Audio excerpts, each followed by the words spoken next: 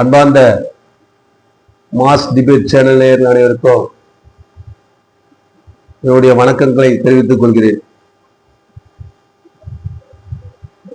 நமக்கெல்லாம் தெரியும், மோடி ஆட்சிக்கு வந்த பின்னாடி பாத்தீங்கன்னு சொன்னா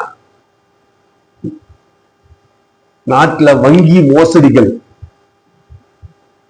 நீரவ் மோடி, லலித் மோடி, விஜய் மல்லையா, இப்படி ஏராளமான பேர் பாத்தீங்கன்னு சொன்னா மக்கள் பணத்தை சூறையாடி விட்டு நாட்டை விட்டு தப்பித்து போவதற்கான வாய்ப்பை மோடி அரசாங்கம் ஏற்படுத்தி கொடுத்தது. அப்படியே சமீபத்தில் ஒரு மோசடியை எஸ்பிஐ வங்கி பாத்தீங்கன்னு சொன்னா கண்டுபிடித்திருக்கிறது. ஊடகங்கள்ல இது பாத்தீங்கன்னா இந்த செய்தி வந்திருக்கிறது. அதாவது ரிலையன்ஸ் கம்யூனிகேஷன் அதனுடைய முதலாளி அனில் அம்பானி, அந்த அனில் அம்பானியும் அவருடைய ரிலையன்ஸ் கம்யூனிகேஷன் நிறுவனமும் எஸ்பிஐ வங்கியிடம் 31,850 கோடி ரூபாய் கடன் பெற்றிருக்கிறார்கள். அந்த கடன்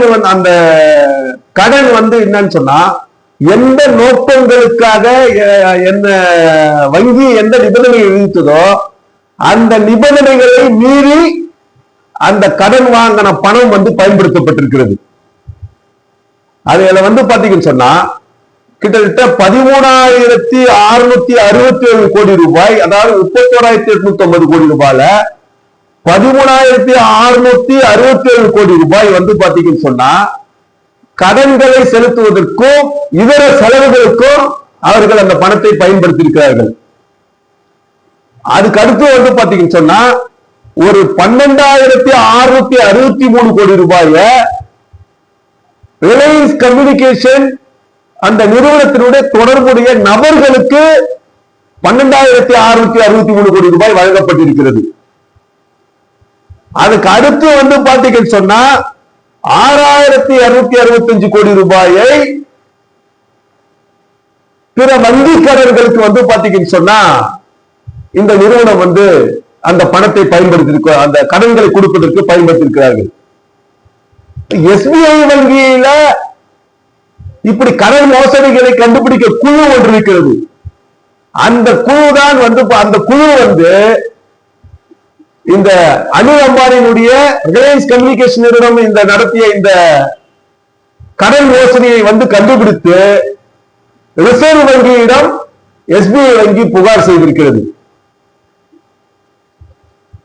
இதெல்லாம் பாத்தீங்கன்னு சொன்னா மோடி ஆட்சியில சாதாரணமா விஷயமா பார்க்கணும். அதாவது என்னன்னா, ஒரு சாலையோர வியாபாரி, ஒரு நடுத்தர வர்க்கத்தை சேர்ந்தவர்கள் ஒரு வீடு வாங்கணும் அப்படின்னு சொன்னா அதை தட்டி கழிப்பதற்கு வங்கிகள் அல்லது ஒரு மாணவனுடைய கல்வி கடனுக்காக நம்ம போகும்போது பாத்தீங்கன்னு சொன்னா 1008 தட்டி கழிப்பு சம்பவங்கள் பாத்தீங்கன்னு சொன்னா நம்ம பார்க்கிறோம். அது செய்திகளாக வருது. ஆனால் மோடிக்கு நெருக்கமாக இருக்கக்கூடிய அந்த கார்பரேட் நிறுவன அந்த முதலாளிகள் பாத்தீங்கன்னா எப்படி தேசத்தினுடைய சொத்துக்களை சூறையாடுகிறார்கள் என்பதற்கு இது ஒரு உதாரணம். கடந்த 10 ஆண்டுகளில் மட்டும் 25 லட்சம் கோடி ரூபாய் கார்பரேட் முதலாளிகளுடைய கடன்களை பிஜேபி அரசு தள்ளுபடி செய்திருக்கிறது. அதான் இந்த மோசடி சம்பந்தமாக உரிய நடவடிக்கை எடுக்க வேண்டும் என்று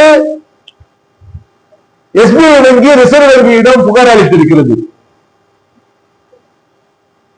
ஆக நம்ம என்னன்னா, தேசத்தினுடைய சொத்துக்கள் இது கொள்ளையடிப்பதற்கு எதிராக மக்கள் ஒரு வலுவான குரலை தேசத்தினுடைய சொத்தை பாதுகாப்பதற்கு ஒரு வலுவான குரலை எழுப்ப வேண்டும் என்று இந்த நேரத்தில் நாம கவனத்தில் எடுத்துக்க வேண்டும் அப்படின்றதுதான் இதை நான் சொல்ல வேண்டியது.